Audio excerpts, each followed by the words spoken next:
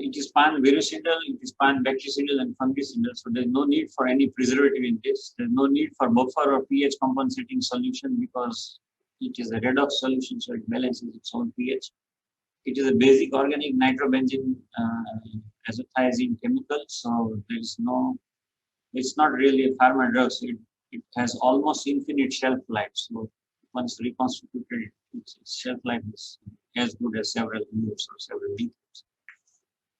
There's another way, if we are worried about the quality of the laboratory grade powder, then the methylene blue injection is available, which has pharmacopoeia grade powder, USP grade powder, and it is 10 milligram per ml and 10 ml. So the one vial is containing 100 milligram of methylene blue.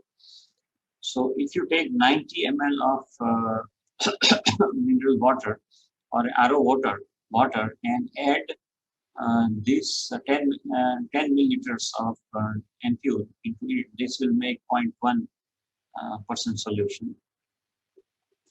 And 1 ml is about half TSF. And you can titrate the size of your spoon by using this pediatric syrup dropper. So every time you will not need to find this.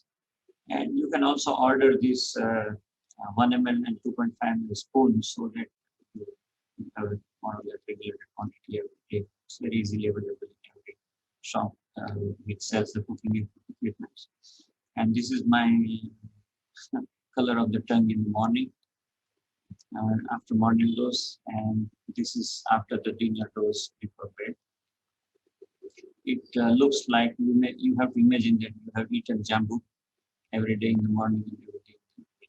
And if you don't like this bitter, strong concentration of the solution, you can make lime water and add the quantum of the methylene blue to the lime water, and it readily mixes, and then you can drink it as a lime. So it's good to have it sublingual, but even if you take it and gulp it, it will still get absorbed because methylene blue has complete absorption from gut. The methylene blue 1% weight by volume solution is also available. This is a laboratory grade, analytical grade solution, which can be diluted to the same 10 ml into 90 ml, and it will make the same 0.1% of methylene blue solution, either from solution or from injection. And this is my wife, Dr. Ila, and she has done something. She didn't like the liquid. So what she did was this ironic cytoplasmic tablet, which contains little amount of honey. She added the quantum drops of methylene blue on this and allowed it to dry.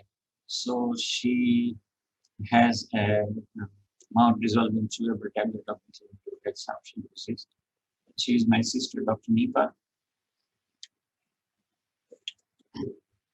She made methylene blue globules from homeopathic globules, impregnating the homeopathic globules which are sweet with methylene blue, so that when you take it sublingual, you don't feel too much of bitterness.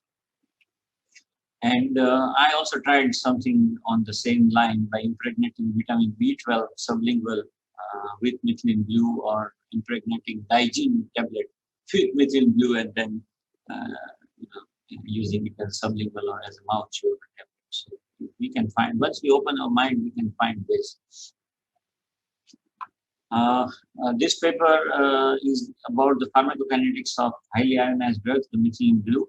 You can go and read this paper completely.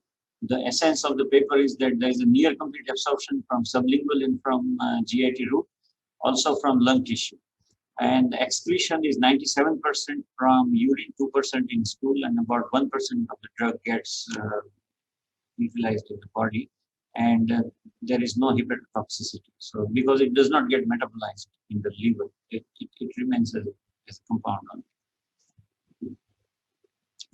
Dr. Golwalkar's innovation is about taking methylene blue by nebulizer. This nebulization is to be taken as cold, not as hot steam. 7 ml of 0.1% homemade solution, or 0.7 ml of 1% injection solution diluted to 7 ml, nebulized and inhaled over 3.5 to 4 minutes. First time under the supervision of MD physician, but once the patient learns, patient can be given the nebulizer at home, and once the patient is trained, they can take themselves. And the nasal mucosa and some part of the nose and mouth becomes slightly bluish for some time, which goes away in about 4 to 5 hours or 6 hours. This is Dr. Golwalkar Sahib's clinic, and he has modified his nebulizer by a very small innovation, by which you don't need the mouthpiece or the mouthpiece. And Dr. Golwalkar is so confident about the protective role of methylene blue that although he treats 20 to 30 patients of COVID every day, he himself never wears mask and PPE kit. And even the staff and the medical store and the other doctors' clinics nearby his clinic, they also all take methylene blue, and they do not wear the mask or PPE kit, and not now. This is since 2009 when he started treating with the swine flu patients. So he has a very long track record of almost 12 years of staying amongst the patients who are heavily infected. And at the age of 68, he still plays badminton every day, 2 hours, and he's an excellent sitar player, by the way. I forgot to introduce him. And he's okay. So this is the American Lung Association's website, how to use nebulizer. So you just have a look at this video, and everything will be cleared about nebulization. I'll skip that. Now here I want to just remind you that we are talking about nebulization and not steam inhalation, because this steam inhalation, methylene blue's boiling point is very, very high. So only the water will evaporate and methylene blue crystals will be left behind in the tray. So vaporizer is absolutely no. It has to be nebulizer, not vaporizer. Now about intravenous methylene blue. It's available as 1% injection, that is 10 milligram in 1 ml, and 10 ml injection contains 100 milligram. Usually in most cases, 1 IV dose is sufficient. If needed, it can be repeated several times at an interval of 24 hours. Okay, 1 to 2 milligram per kg body weight is dose needed, and the upper limit of the dose is 5 milligram per kilograms of body weight. This is to be diluted in 100 to 500 ml of plain dextrose, preferably not in normal saline, and is given slow over a period of 2 to 3 hours. There are some reports that when you dilute methylene blue in normal saline, it might form tiny crystals. So the recent most guideline or advice is that instead of using normal saline, better to use dextrose plain for dilution of methylene blue. This is the methylene blue injection. And this is the feedback which I am sharing with you on behalf of Dr. Anil Patel from Surat. He is a very eminent and well-known pulmonologist who was the pioneer in using intravenous methylene blue in over 110 patients for COVID. His feedback is that antiviral property is more important and more potent than the anti-inflammatory. It is very effective if given in the first 3 days of onset of symptoms. There are no side effects. It is very safe. If G6PD deficiency is ruled out, and for late stages of infection, continuous IV infusion or frequent nebulization can be given or to be given. If glomerular filtration rate is less than 30 ml, that is estimated, calculated eGFR is less than 30 ml per minute per body surface area of 1.73 meter square, is less than 30 ml, which normally is 100 to 130 ml in a normal person. If it is less than 30 ml, then we should not use intravenous methylene blue. 1 to 2 milligram per kilograms of body weight is the ideal dose for IV infusion. IV infusion 5% dextrose. In severe cases, give slow IV infusion up to 100 milligram per day. IV MB infusions can be safely given up to 5 days, total 5 doses, 1 ampule per day. Monitor hemoglobin for hemolysis, monitor reticulocyte count, and for bone marrow suppression, and for serum bilirubin for if any liver toxicity is occurring. And unfortunately, this is something which I learned very hard way. One of my uncle we lost today at 3:45 in the morning. Methylene blue is not to be given on the same day when if the patient is to be given intravenous tocilizumab. Methylene blue is best role is in the early phase of infection, maybe up to moderate stage infection. After that, it may not be very helpful. In severe or very severe cases, especially in very old age and many comorbidities, beneficial effects are limited, and especially in a long-standing, poorly controlled diabetic whose HbA1c is above 75. Such hemoglobin is more prone to pronounced methemoglobinemia, which may not be reversible even by methylene blue. So such diabetic patients should be given RBC paclitaxel volume from a healthy young donor to replace these diseased red blood cells of these patients who have too much of HbA1c in their hemoglobin. And this has been found to be very good and relatively easy option, because to get a paclitaxel volume of RBC from healthy young donor is not difficult. So tocilizumab and methylene blue not to be given on the same day. There should be at least 24 hours between the two. Methylene blue injections are available easily. There are 3 or 4 companies in India who makes. Avalon Pharma is another company. The first one was the Sunbeam Health, and this is GNS India, which is another company which makes methylene blue injections. So it should not be very difficult for you to get methylene blue in any city. And there is a method to convert methylene blue into leukomethylene blue, but that involves a lot of chemistry, so I'll skip that slide. And if you read this paper, which has come up in orthopedics archives of the joint and bone surgery, in orthopedics, because they are getting the maximum aerosolized infections, so suggested therapeutic protocol. And if you read that protocol, it gives us a very good idea how we can reduce the methylene blue into leukomethylene blue ourselves by adding 1,000 to 2,000 milligrams of vitamin C and instead carnosine, and medically grade 10 to 20 gram of urea in 100 ml of dextrose. So this cocktail should be kept in dark for 1 to 2 hours, and then it becomes colorless. And the protocol for severe and very severe patients, and this is the protocol for infected cases, minor or moderate form, where it is to be given orally. In Surat, as I said, Dr. Anil Patel has already completed 110 patients trial, and it's not only in India but in various countries, right from China and the Philippines to the Middle East. Many countries are doing intravenous trial for COVID, and even the methylene blue infusion is given as a continuous pump. And you can see that the skin and subcutaneous vein become discolored when you give it as a continuous pump, like this. And in open heart surgeries, they make the heart to stop pumping. Patient is taken on the heart-lung bypass machine.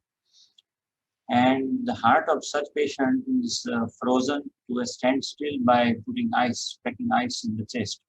And when the bypass open heart surgery is over, when they want to start the heart beating once again, they use intravenous methylene blue. And intravenous methylene blue blocking the nitric acid induces the activity of the heart again. So if you ask any of your cardiothoracic friend, he will tell you that they have been using methylene blue quite frequently intravenous.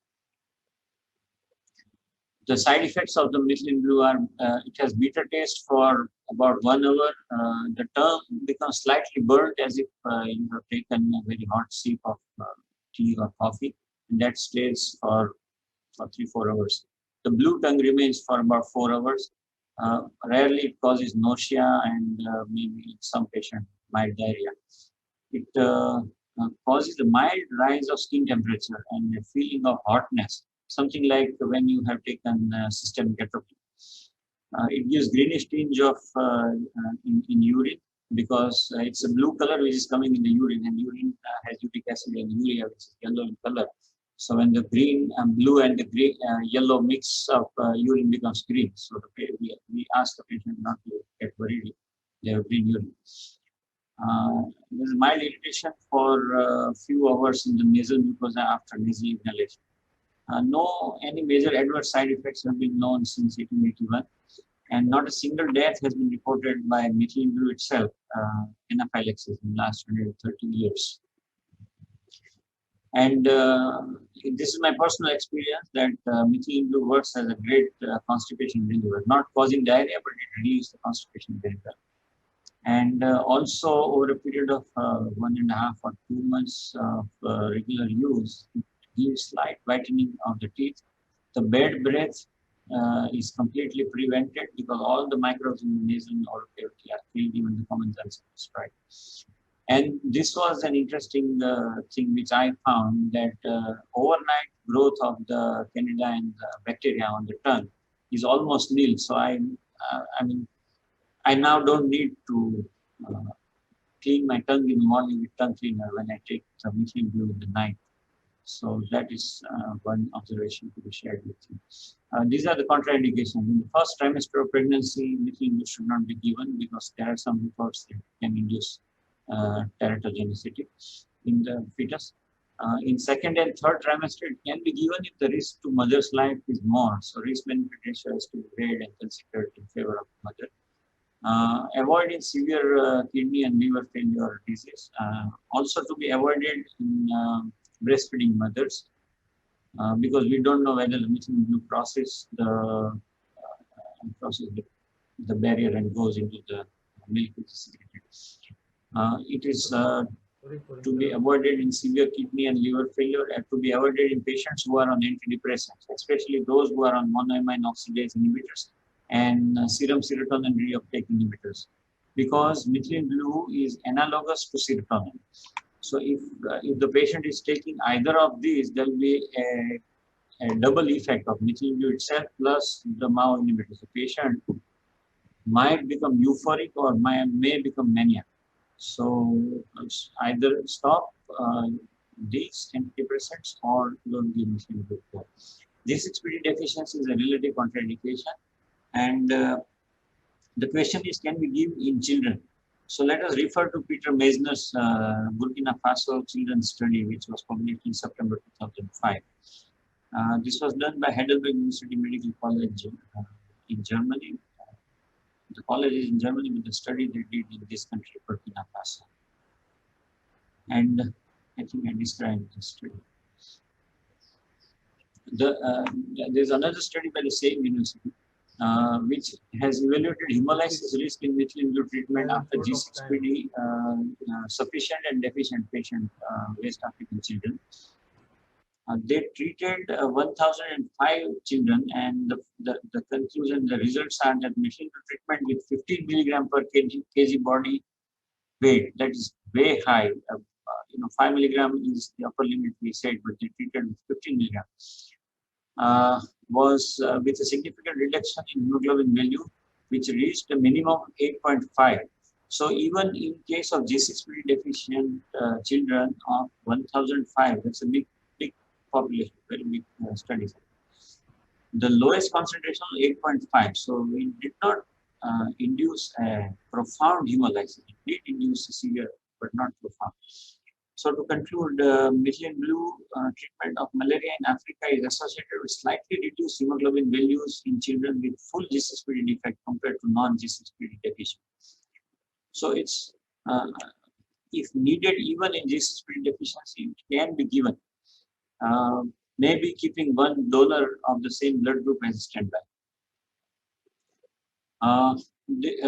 This is Cleveland Clinic in Ohio. It's in USA. It's a very big institute with more than 22,000 doctors and about 55,000 as the nursing staff. They have about 17 big hospitals in the group, and it's a very, very good international hospital group.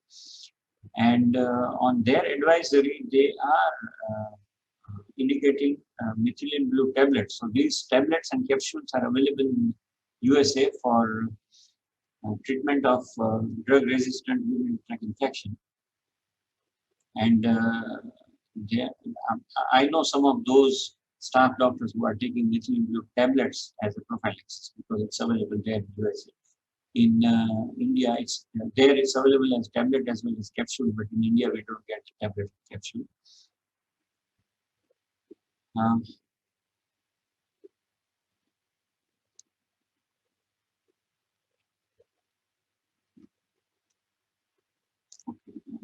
think we described this. As I said, now we are gradually learning that those patients who have become corona warrior and have come out from the corona slowly have started developing lung fibrosis, and many of the doctors from Bombay have started developing fibrosis, and that is where the methylene blue inhalation therapy suggested by Dr. Golwalkar can be really extremely helpful. This is about the mitochondrial respiration and methylene. You can read this article. It gives a very good boost to the mitochondrial respiration and oxygen uptake. And if you take methylene blue, probably mitochondrial respiration and oxygenation of the tissue increases so much that you never feel fatigue, neither mental fatigue nor physical fatigue. And for example, I have been awake for the whole night because we lost my uncle at 3:35 in the morning. And we took Kakadia, sir, yes, sir. Sorry for interrupting. I am getting reminders from the Ajanta Pharma manager that we will be losing the link at 1 o'clock. I mean, mitochondrial respiration of the methylene blue is increasing the respiration so much that your working efficiency increases. It increases the cerebral metabolic and hemodynamic enhancer. It has a protective role in Alzheimer's disease. It to a certain extent reverses the Alzheimer's disease. And these are the mechanism of action. This is the pre and post methylene blue treatment result. It's one of the most potent. It also has a capacity to reverse progeria to a certain extent. And it has also an action of reversing the skin aging. And I have seen one, I have also seen one methylene blue cream being used, and in about 10 days of usage, it will give this result. And methylene blue cream is available in USA. So I think if you want to live 100 years, probably methylene blue can help. And methylene blue eye drops are also available in Egypt. And if you open our heart and read about methylene blue, you find so many good reports about it. And I think I'll conclude my talk here. And let me stop sharing the screen. We can go for the panel discussion.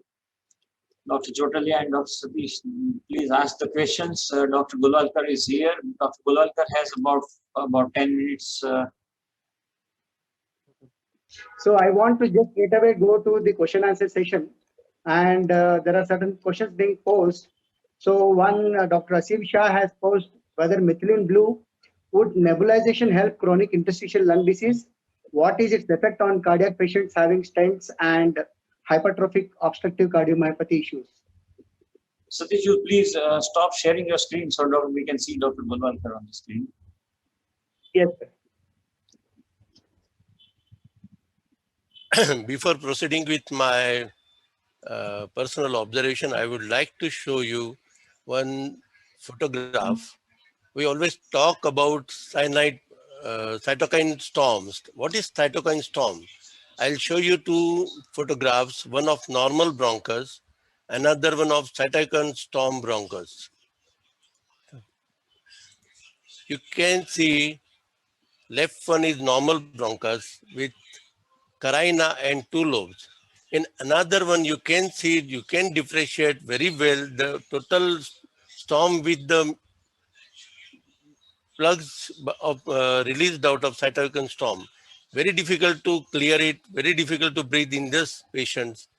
This is the what everybody talks about the cytokine storm. Now to prevent it, we have to follow some protocols. I will describe how to go ahead. My observation, I have been treating corona patients since the lockdown period started. Every day nowadays there is endemic pandemic is increased even in India. So I'm treating 20 to 30 patients per day. I will first personal observation and what are the practical aspect. Dr. Kakadia has exhaustively covered all the aspects about it, but this is my practical experiences I would like to share with you. Now see, when patient comes to you, loss of taste, smell, cough, whenever there is an infection or an sputum, patient does bring out some sputum, but there is no sputum, no expectoration, heaviness in the chest. Insomnia is another complaint patient always complains of. Disproportionate weakness. If you get a flu, but you can go to your work, you will take some paracetamol or antihistaminic, but you can continue with your work. But here there is very highly disproportionate weakness, increased sugar level.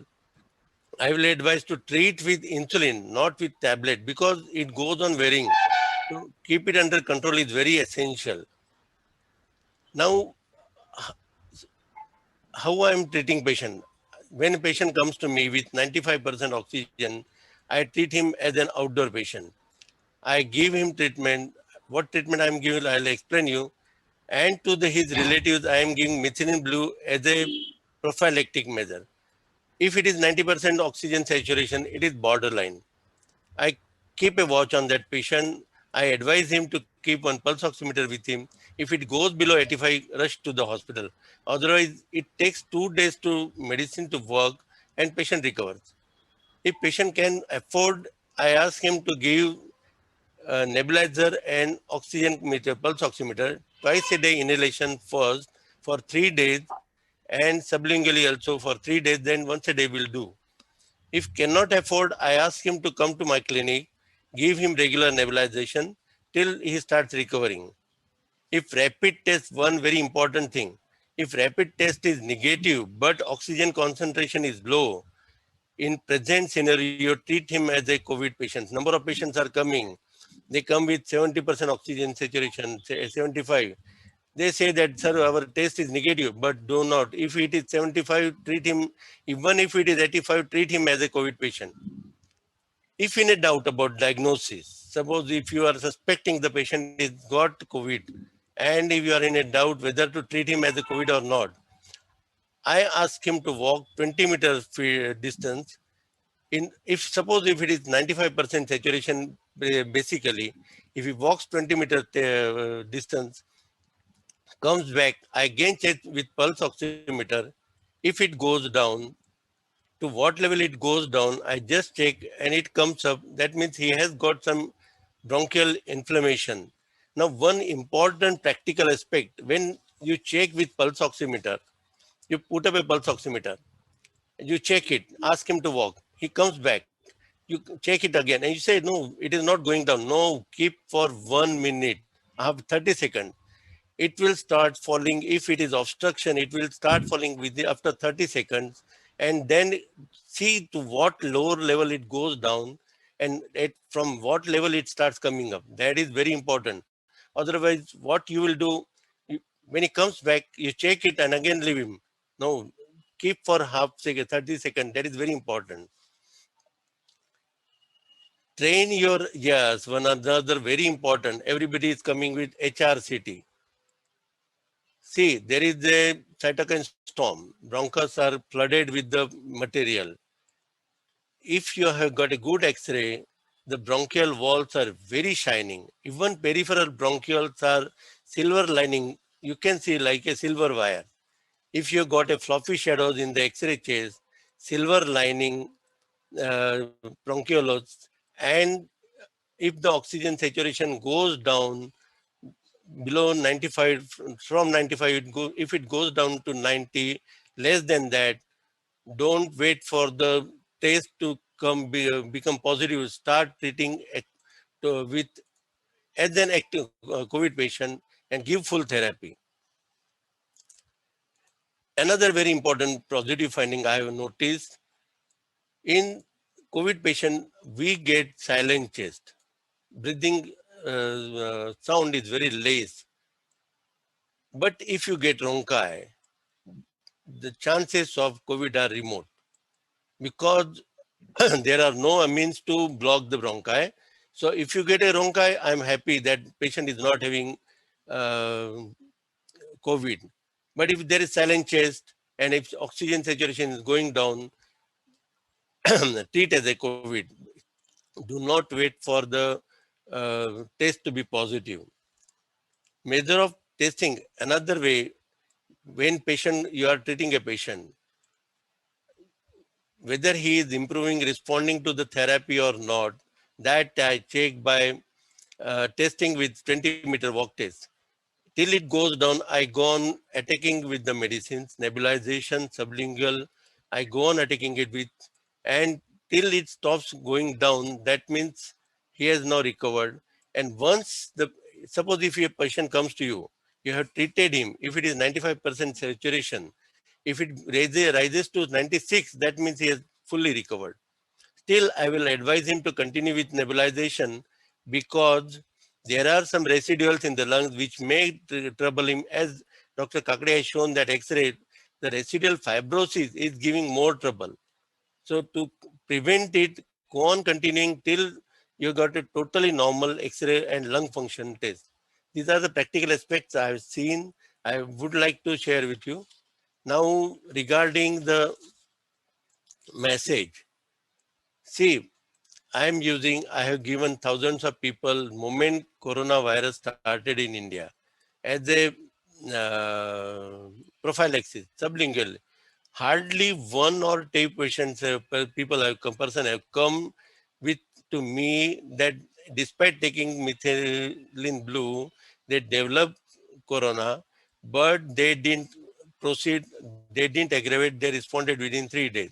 Of course, diabetic, they are more prone, general weakness, they are more prone.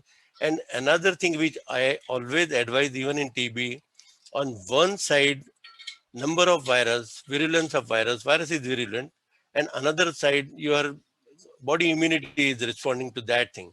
So if you viral load is very heavy and immunity is not able to protect, you may get corona, but it will be not that disaster is what we are observing today. Now, in hypoxia, so nasal mucosal virus, what I will advise to do as a prophylaxis to all the mass methylene blue sublingually, it will go into sublingually advice for the reason that when you are taking it sublingually, it will go into the bloodstream and it will cover whatever viruses comes in contact with that, it will kill it. Dr. Kakade has nicely put up that he takes twice a day. What I do, I take 2.5 ml sublingually in the morning.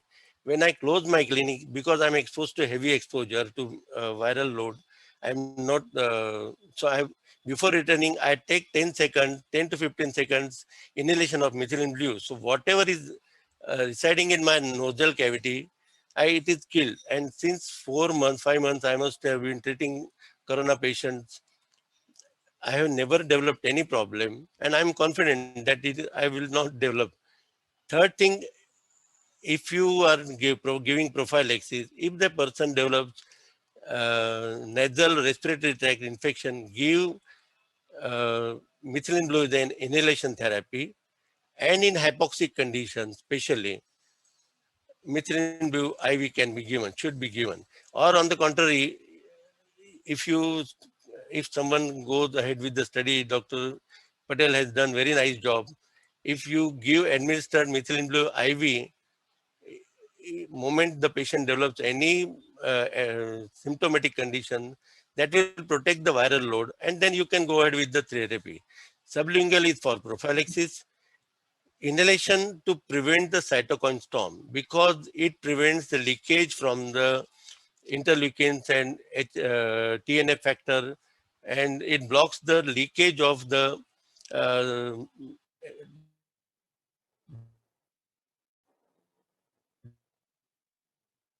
dead blocking. It is very essential.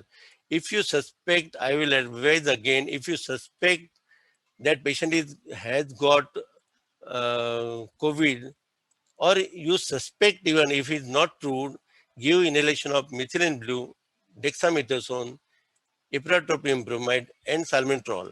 If you give it without confirming the diagnosis, it doesn't make any harm.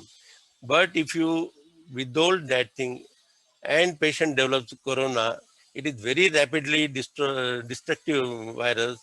Next day, patient may land in trouble. So, moment you suspect, I will advise give methylene blue inhalation, dexamethasone, salmeterol, and um, ipratropium bromide. So you are secured. I'm doing this practice, treating the patient in this way, and my all patients are happy. For God's sake, I have not lost a single corona patient coming to me with 95% saturation, treating as an outdoor Golwal. patient, and protecting their relatives with the methylene blue as a prophylaxis. Not lost a single patient. Another aspect, another point I would like to cover, Dr. Kakadia has shown very nicely picture. That X-ray I would like to show again. I would like to give one more regarding fibrosis. I always say that it has strong antifibrotic activity. Methylene blue I have been using since 12 years in TB patient. Actually, I got this idea from tubercular patients.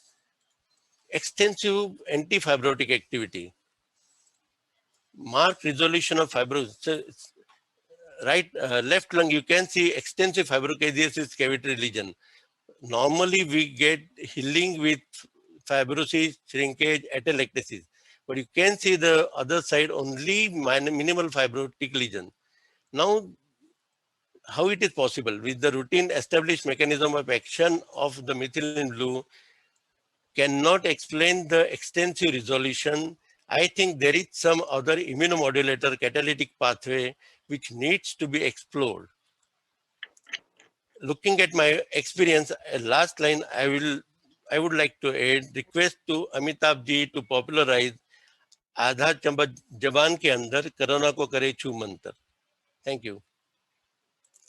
Very, very interactive session, Dr. Golwalkar, sir. Sir, there is a question by Dr. B.G. Ranpise, whether there's any interaction of drugs like atenolol, amlodipine, aspirin, clopidogrel when it is used along with methylene blue? Well, I have experience in sublingual and inhalation form. I haven't come across any interaction with any drug because this is a very minimal dose I'm using. So with this, of course, in IV injections, you have to be careful, especially MAO inhibitors. It has definitely interactions. And when kidney, as Dr. Kakadia has shown that kidney renal dysfunction, you have to be careful. As far as drugs are concerned, there are no noted any side interaction with the drug. But practical experience, I don't have any experience about it. Especially I'm experienced in sublingual and nebulized therapy. IV very rarely I'm using, but not came across. Of course, I take care that patient's renal clearance is clear, good. Patient is not having G6PD deficiency, then I don't find much problem with the drug. So does this have any overdose and any side effects? Overdose and side effect does have, but at this dose, minor effects are just when you give nebulizer, patient's mouth turns blue, as you must have seen that a photograph. And sometimes patient complains of nasal irritation, and on sublingual administration, patient complains of green or blue urine. As far as at this dose level, very rarely I have come across any side effect, but of course, we cannot say that drug cannot cause any side effect. In low dose nootropic, in high dose pro-oxidant, to enumerate stomach pain, chest pain, dizziness, headache, sweating, confusion, high BP, shortness of breath, jaundice in infant, and skin, urine, blue or green. That is the enumerated. Otherwise, if you take care that to prevent from giving to the G6PD hemolytic conditions or renal clearance if it is good, pregnancy, chances are very less. Dr. Rajesh Mistry has asked whether the patients having comorbid conditions and on antihypertensives, uh, diabetic medications, IHD, can they take sublingual methylene blue simultaneously? Yes, yes, on the contrary, I have observed diabetes pain, neuralgic pain disappears within 10 days. And diabetes gets under control. It is not cured, but it comes under control. After all my patients to diabetic I have given, they say that their sugar level doesn't go higher. So we can give it. I'm giving it to diabetic, hypertensive also. And especially what I say that this is very low dose. So you can be, see, on one side you have got corona, which is dreadful. And other side, these are minor side effects. So choice is yours. Yes, sir. Now, Dr. Sanjay Pandya has asked whether you can have some clinical trials on indoor patients with some control groups. I would like to highlight to Dr. Pandya that during a pandemic, you cannot have any control groups. We can Yeah. just do the trials on almost all the patients because every life is equally precious and we cannot have a say control groups here. Yes, I And do. Yes, yes, I do agree with you. I did a request from one institution. They said that you can have control group. I said, when I'm finding such excellent result with methylene blue, I cannot afford to lose the patient by keeping him under control group. So I will not dare. Dr. Sudhakar Rao from Bellary, he's an ophthalmologist, and he has asked whether have you alerted WHO internationally, ICMR nationally regarding the great efficacy of methylene blue, and if it has been used for decades for so long, is there any report on efficacy of methylene blue in clinical conditions like previous viral diseases of similar pandemic proportion? We have informed government of India. We have sent some message to WHO, Bill Gates Foundation, and Trump organization, but waiting for the reply from them. Sir, would you like to say express something on the herd immunity Pardon? and about the herd immunity on COVID-19? See, what I will wish, if you give as a prophylaxis to mass methylene blue to mass, then there will be no any necessity required to wait for the herd immunity, because herd immunity I had some doubts about it. As Dr. Kakadia said, the immunity lasts for 6 months only. Physical conditions, Djokovic, the world-best tennis player, developed corona. One leading basketball player died of corona. So physical fitness there is some other pathway. Virus is attacking in different way. It's immunity to develop, and especially like in other polio or other vaccines, it is lifelong immunity. Here it is not lasting for more than 6 months, and some reports from China are coming that patients cured, totally cured of corona, are reverting, coming back with again corona. So I don't think herd immunity will be more effective in this condition. Rather than that, what I will advise, mass prophylaxis with methylene blue sublingual administration will be more beneficial than waiting for herd immunity or any other measures or vaccine. But this is giving enough protection. You must have seen in my clinic, I'm not using and all my colleagues and friends I've given, none of them have developed corona. I'll cite one example. One of my friend, she's working in a bank. 8 out of 9 members developed corona. 1% died, but the friend who was given this methylene blue, she didn't get any complaint. 8 out of the 9 members in the bank, employee in the bank, developed corona, and one of them died, but she didn't get corona. She thanked me. She rang me in the morning. Doctor, you have saved me. That's what I know. Satish, I would like to ask one question to Dr. Kakadia and Dr. Golwalkar. Any implants which is put inside the human body, like intraocular lens, and some of the cardiac stents, and some of the cardiac implants which is used to control the heart rate, does any one of these get affected either into the form of discoloration or degradation over the period of time with methylene blue?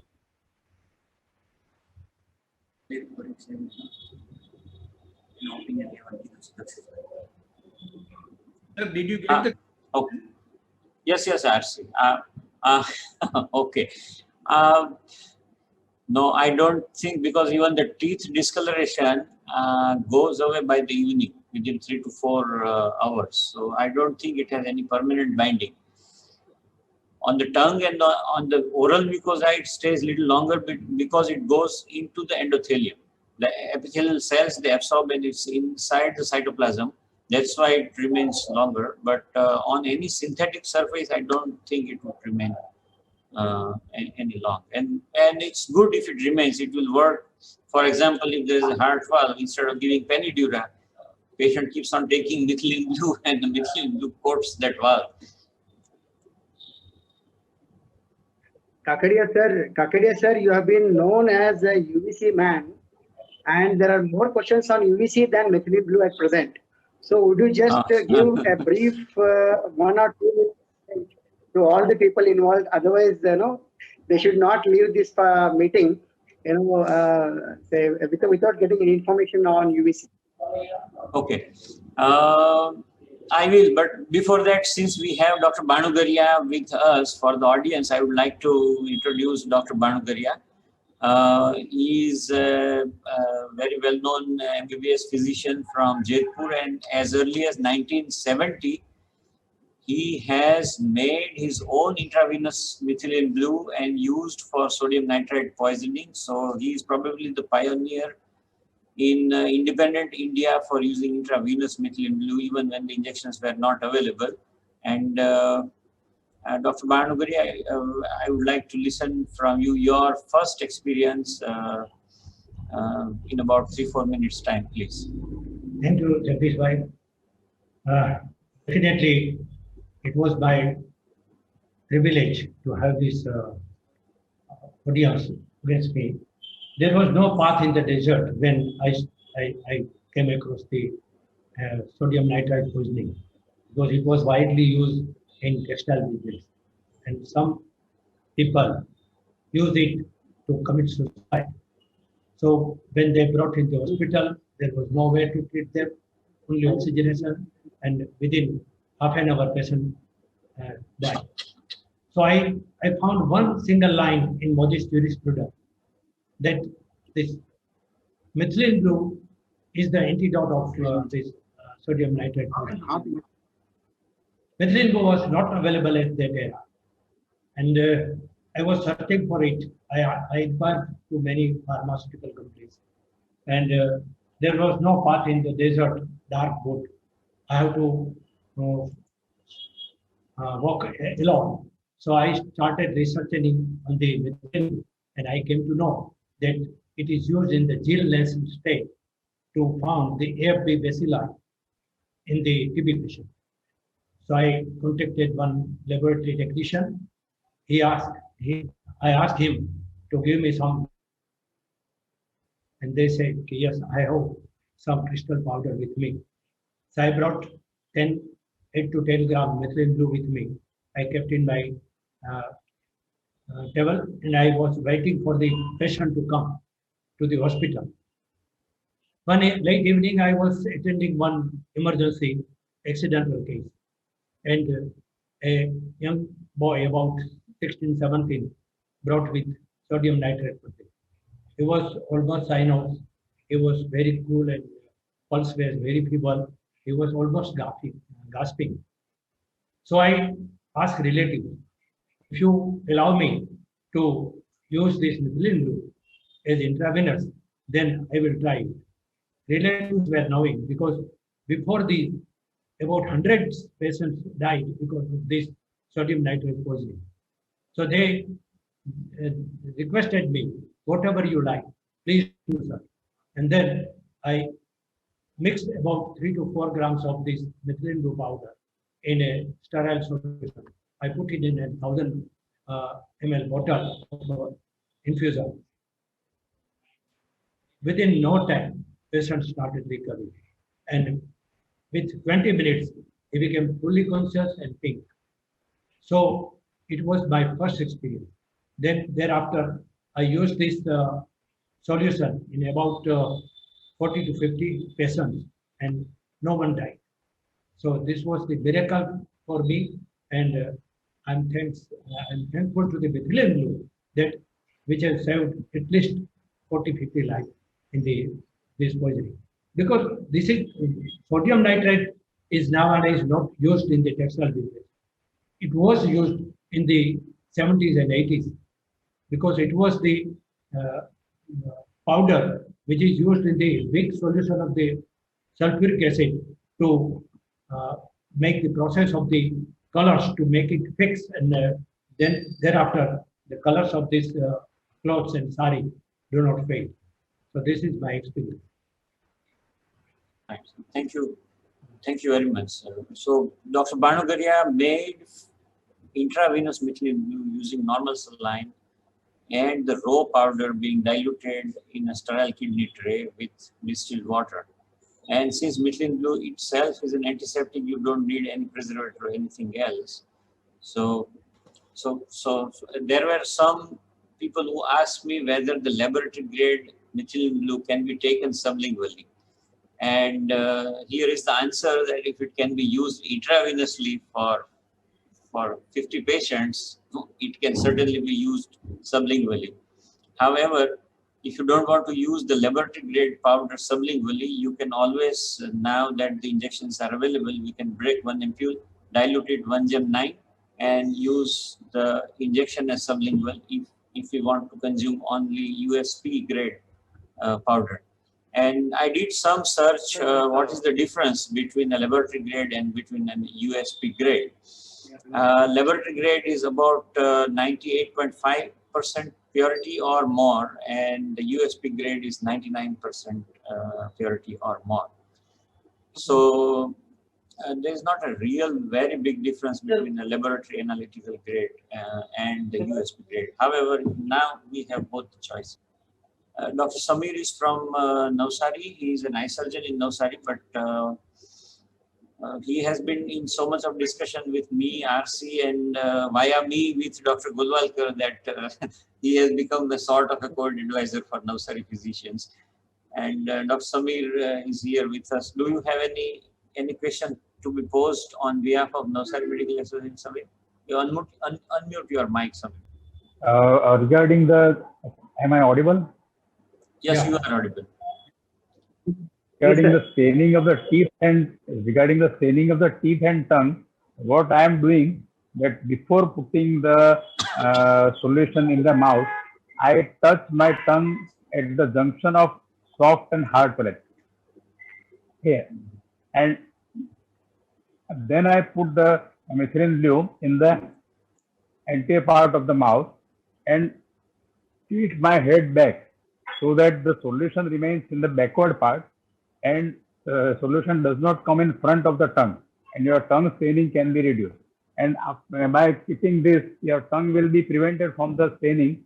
And after 1 minute, you just swallow the dye from there only. You don't bring it, you don't keep your head like this only. You swallow and your tongue will not get stained. And at the same time, your upper teeth will be totally stain free. Lower teeth will have some stain for few hours. So that by that way you can just have your staining prevented. I am just trying it and I could find out this way. And I asked Kakadia that I am doing like this. So he told me that that is a better way because it will be absorbed from the floor of the mouth in a better way. And the physicians in Navsari started getting interest in the methylene blue. So we are in continuous contact with the Kakadia. Other question which I the want. teeth, like the yellowish tinted cloth becomes white in Nil, in the ultramarine blue when the women they wash the clothes. The teeth will become whiter with the use of methylene blue. Yeah, possibly. Another thing which I found that when you spit out the thing, spit out the dye in basin, the basin wet will get stained. So what I am doing now, that first I start the step and allow the water to go, and then I spit in the outlet of the basin so that basin does not stain so badly. Otherwise, your wife will make you clean the basin every morning. Sir Golwalkar, sir, after the use of about a month or so, I have started notice that the toilet vessel is taking a slight yellowish tinge because the methylene blue is excreted in the urine. Yeah. Dr. R C. Yeah, you're right. You're right. You have to be very careful. Questions to Dr. Kakadia and Dr. Golwalkar, whether we can use it in some other way. Can you, can you use it for actual use later on? You can find out some way. If it absorbs from the mouth, then you can always make a suppository. No, it causes blue discoloration only for 15 to 20 minutes, not more than that. And sublingually, I advise because I want it in the bloodstream.